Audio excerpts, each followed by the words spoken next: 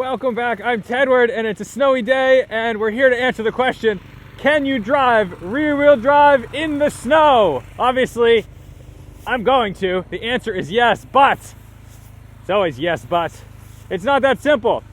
So let's clear off the M3 and take it out for a drive. All the neighborhood dads are playing with their snowblowers. Oh, let's get you started up.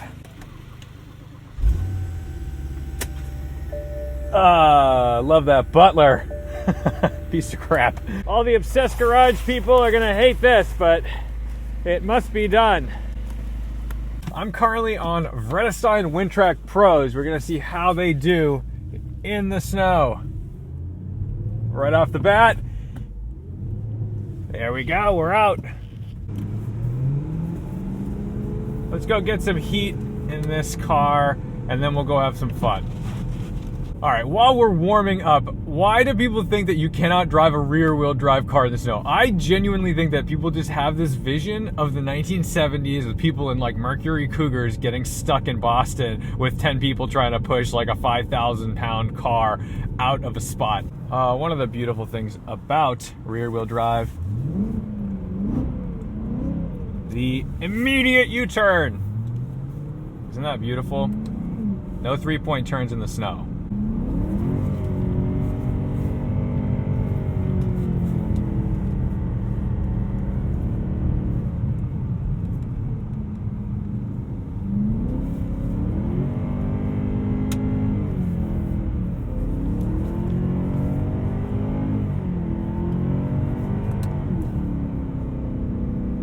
It is important that your car can get up a hill though. So if you come to a complete stop, if we were on the summer tires, this right here is game over. This is the beautiful thing. A little bit of throttle, a little bit of slip. She catches, she's off. Advocation for snow tires, stopping distance. Look at this. I can get in the brakes, and yes, we come to a nice controlled stop, but it takes a while. That was only from about 25, 30 miles an hour.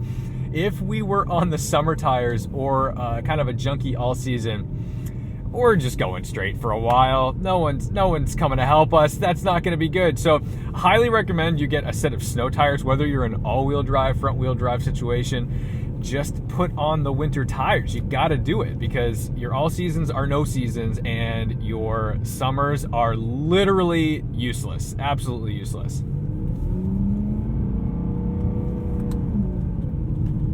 Another question you're going to want to ask yourself is, do you have a limited slip differential in your rear-wheel drive car? Because that's going to give you a couple things. Number one, if you don't have a limited slip, if you have an open differential, it makes life a little safer in some regards because you're less likely to go sideways when you floor it. Did we just miss this falling down on us? Very cool. Woo!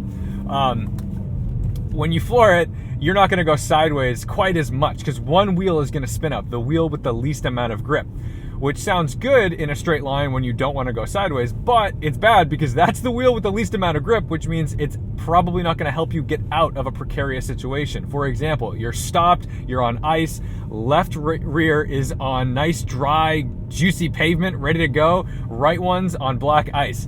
Guess what? You're stuck. So if you have a limited slip differential like I have in my M3, you're going to be in better shape when it comes to getting out of bad situations. But remember, they also lock on deceleration. So if I get off the throttle, car goes sideways off throttle. I see so many accidents in this kind of weather, and most of it is just so avoidable. It's so avoidable. All you have to do is understand that your grip levels are lower. Go slower. Make gentle inputs. You know, I can't turn the car this fast. I'm understeering, right? Like, you're not going to be able to get out of the way quickly if something bad happens. And that goes for all drive platforms. Guys, we gotta stop the marketing lies of all-wheel drive will save you. I mean, yes, it might get you out of the rut. But look, we're all probably driving down the same road at this point. Whether we're rear-wheel drive, all-wheel drive, front-wheel drive, we've all got out of the driveway, we've gotten onto the street, we're driving. At that point, we're all pretty much in the same boat when it comes to accident avoidance and stopping quickly and turning quickly unless you're on the right rubber. And even if you are on the right rubber, like I am on the Vredestein Windtrack Pros, I still have limits. It's still very limited. It is important to understand understeer, oversteer, throttle control, how all these things come together to link into a system of how to drive. And these things are all at play with or without the lessened grip of the snow. Like, this is what's happening when you're driving your car in the dry. It's just happening with more grip.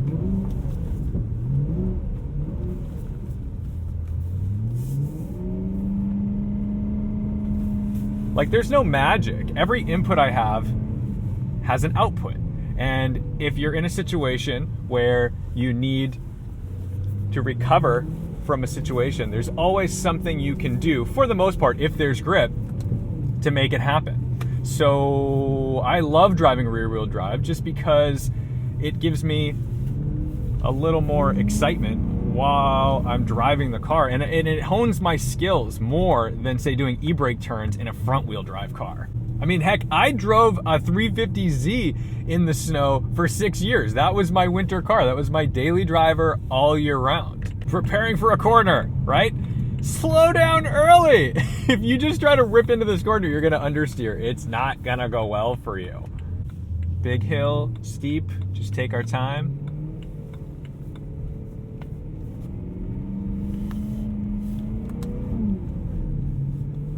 There we go. Remember, if you have DCT, or I guess if you're doing manual too, but especially DCT, it's so easy to grab that gear. When you don't have any grip, it's not going to hit the next gear. It's just going to spin the rears faster, which means whatever oversteer you had with a little bit of slip in second gear, when you get into third, that's going to go further. We'll turn around at Brent Tuning.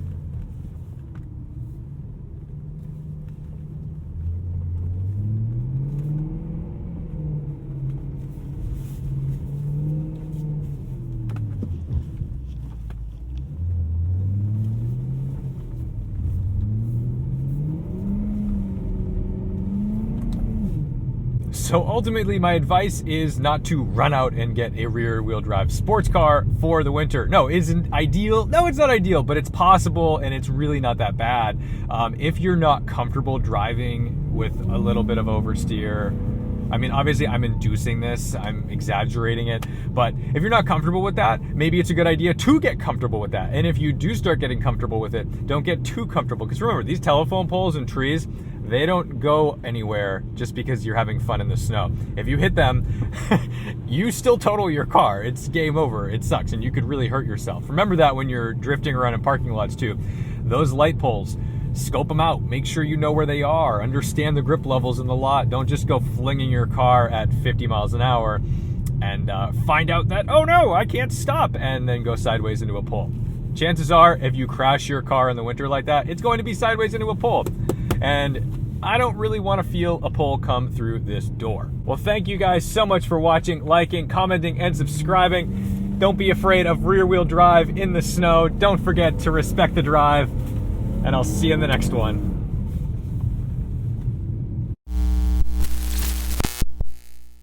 In the snow, I definitely prefer a manual transmission to a DCT or an automatic, mostly because it gives you an added level of control, especially if you're stuck in a position where you need to rock the car. It's a lot easier to rock a car when you have a clutch pedal that you can disengage and very quickly go from applying power to disengaging, applying power to disengaging. That gets you to get that momentum, whereas you really can't do that in a DCT, because once it connects to that clutch, it's not going to suddenly let off the way you would as a manual driver.